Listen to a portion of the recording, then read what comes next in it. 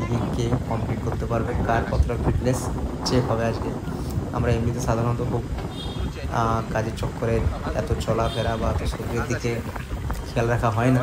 তো স্পেশালি উইকেন্ডে যদি ফ্রি থাকি অবশ্যই আমরা এরকম 5 কিলোমিটারের চালে খুবই ভালো, এবং এখানে বিকেলে বা সকালবেলায় ঘুরতে আসার জন্য খুবই ভালো।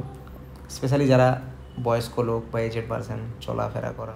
এই যে দেখতে পাচ্ছ আমাদের 3 জনের মধ্যে কম্পিটিশান হচ্ছে, কে আগে রেস্ট নেয়। দেখা যাক, এটা জাস্ট শুরু, 200 মিটারও আমরা হাঁটিনি এখন। এই যে দেখতেই পাচ্ছ ওখান থেকে স্টার্ট করেছি আমি। এদিকে ঠিক ওইখানে যাব, ওইখানে গেলে সেটা আমি আঙুল বাড়িয়ে দেখাচ্ছি যে ওইখানে। আর 400 মিটার আছে, চলতেও অসুবিধা হচ্ছে আমাদের 5 কিলোমিটার।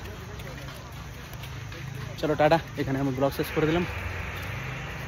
টাটা, বাই বাই, আবার নেক্সট টাইম কোনো ব্লগে।